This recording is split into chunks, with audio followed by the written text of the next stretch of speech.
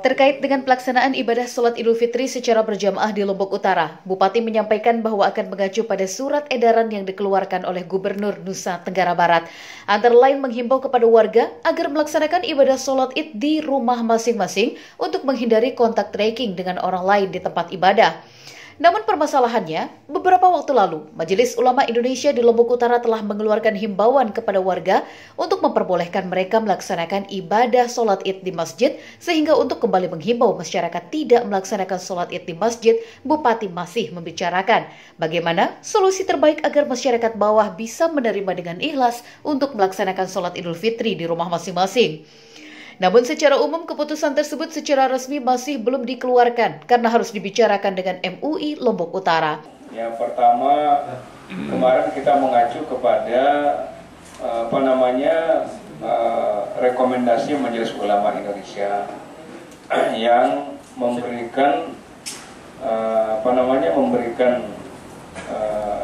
kesempatan kepada masyarakat untuk melaksanakan Idul Fitri di masjid dengan protokol COVID yang ketat.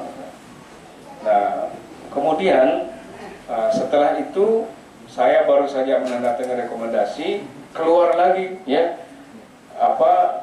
arahan gubernur, surat edaran gubernur untuk mencabut rekomendasi beliau. Nah, saat ini terus terang kami sedang berdiskusi dengan Majelis Ulama Indonesia Kabupaten Lombok Utara untuk bisa memberikan keputusan yang bisa diterima dengan baik oleh masyarakat kita. Sementara itu, Kepala Desa Sigara Penjalin juga akan menghimbau kepada masyarakat untuk melaksanakan ibadah sholat Idul Fitri di rumah masing-masing karena mengacu pada surat edaran gubernur yang terakhir keluar beberapa hari lalu yang berlaku di seluruh Nusa Tenggara Barat. Ya, kami sesungguhnya melaksanakan instruksi daripada Pak Gubernur, Pak Bupati. Kami menyampaikan himbauan terus-menerus kepada kepala dusun, kepada para tokoh agama, tokoh masyarakat kami yang ada di dusun-dusun. Bahkan kami rencana akan buatkan surat pernyataan di masjid itu siapa yang akan bertanggung jawab jika melaksanakan daripada sholat Id ini sendiri. Sehingga penanganan atau protokol kesehatan ini bisa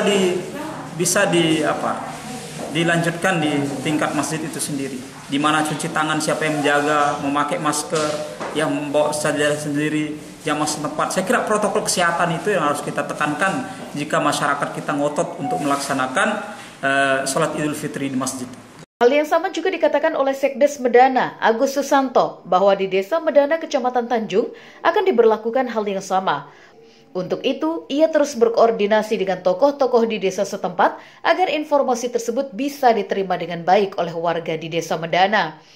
Namun walaupun ada masjid yang bersikukuh untuk melaksanakan ibadah sholat Id di masjid, maka pihaknya akan berkoordinasi dengan Polsek dan Dandim setempat untuk mengawal pelaksanaan sholat Id agar dilakukan dengan standar COVID guna meminimalisir penularan virus corona di tengah-tengah masyarakat. Untuk sholat Id untuk masyarakat Desa Medana atau masjid-masjid yang ada di Desa Medana, kami tetap dari pemerintah desa mengacu kepada surat edaran MUI dan Gubernur yang mana bahwa sholat Id tetap dilaksanakan di rumah bersama keluarga. Kalaupun misalnya nanti ada masyarakat atau jamaah yang melaksanakan sholat Id setelah kami berikan himbauan, maka tetap protokoler dari COVID itu tetap harus dilaksanakan, dan tentu kami akan berkoordinasi dengan pihak baik Babinsa, Babin Maspol, Kapolsek dan Kapolres untuk mengawal daripada kegiatan tersebut. Saat ini masyarakat di Lombok Utara masih terbelah, masih ada yang akan melaksanakan sholat Id di masjid dan di rumah. Serta ketegasan pemerintah daerah diharapkan segera mengeluarkan surat edaran terkait dengan pelaksanaan sholat Idul Fitri agar tidak menjadi polemik di tengah masyarakat. Dari Lombok Utara, Syahnanda Utama mengabarkan.